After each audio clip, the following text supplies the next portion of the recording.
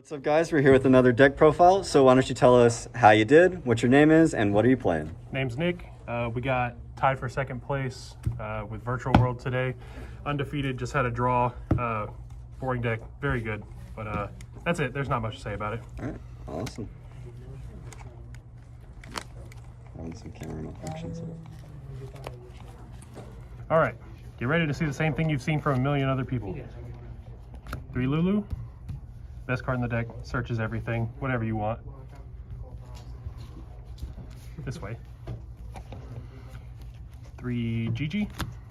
Just get you a card back at the end of turn. Not very good, but it's a non-tuner. You brick on tuners a lot. 3 Lalo, tuner that you brick on. I drew this almost every game, and no other monsters or Virtual World cards almost every game, so that's cool. Hey, all I know about Virtual World is you basically, you either play the game or you lose to yourself. Yeah, for sure. And I was drawing this card and nothing else many times. I almost lost to myself a lot of times, but somehow we still managed to make it. 3 Lily, the horse, very good. Double Foolish Burial Goods is very nice. Or you can send a monster and a spell or trap, whichever one you need. Helps get you out of some sticky situations, and it's a non-tuner. 3 Nyan Nyan, shout out to the mismatch rarities.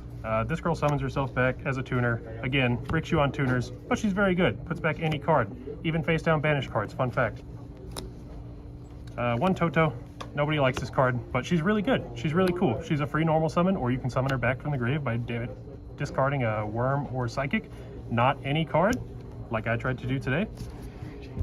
And then she summons herself as a tuner, so very good. Judge.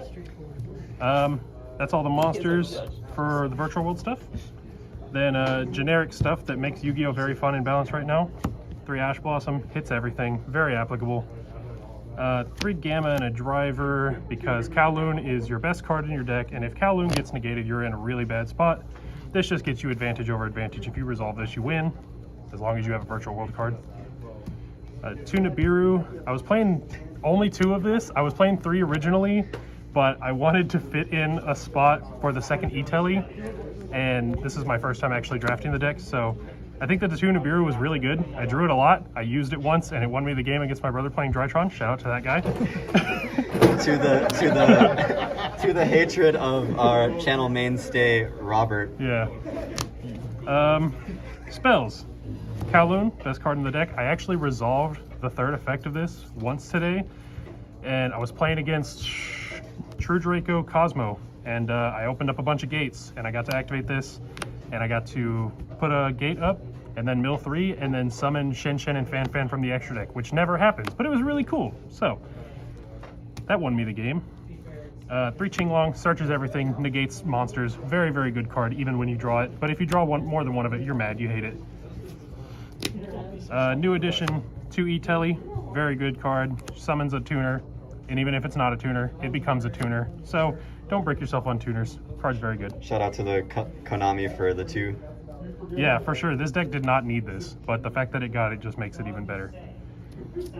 Power cards, Prosperity. A lot of people don't like to play Prosperity because it doesn't really have space in the extra deck. But if you're going first, you can just banish your Zeus cards and then add one of them back with Nyan Nyan. A lot of times I was banishing the Vermilion and then just adding it back so I could have a turn 2 play. It never mattered. This card just gets you whatever you need and it starts your plays. That's the most important part. 2 Desires. This is purely just for Prosperity bait, and because you play 3 of everything, you can afford to banish your cards. If you activate this and then negate it, then you can just activate Prosperity afterwards and you get the cards that you actually wanted anyways. 3 of everything but the Nibiru. Yeah, 3 of everything except the Nibiru, the best card. 2 Chuche, you don't need to play 3 anymore. Very good. Pop anything, shuffle back your resources, level modulate when it's in the graveyard. Same thing everybody uses it for. Extremely good card. Best card in the deck, Zhan Wu, at 1 copy. If you draw this card, you're never going to lose.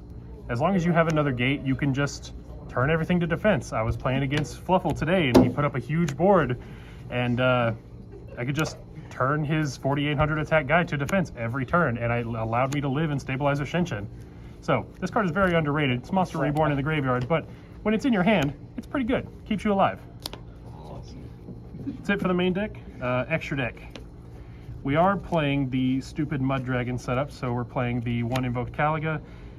I think this is better than Dragoon in this deck, specifically because you want to set your opponent to one chance to activate something and they have to out it, rather than you have to negate the right thing. It just allows you to play Brain Dead, and it's really good.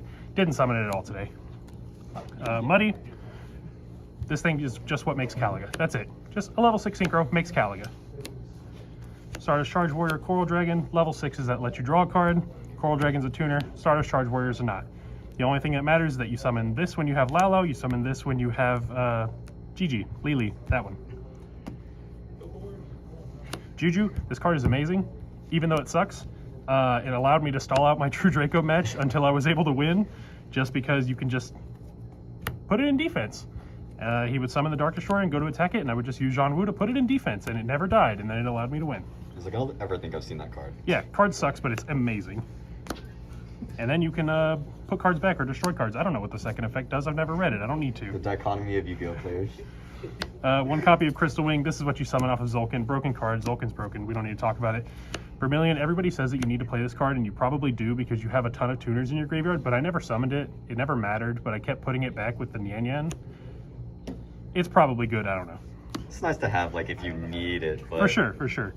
One Shen. This card is stupid, super broken. Just revives itself every turn. It's a Macrocosmos from the field. It's so dumb. It even lets you get resources back to your graveyard whenever any monster attacks. Any monster, not just this or a virtual world card. Any monster. One Zolkin. Shout out to Evan for making me feel bad about playing a common. One copy of Gossip Shadow. This is just to make yourself Nibiru proof, and it's also just a really good monster negate.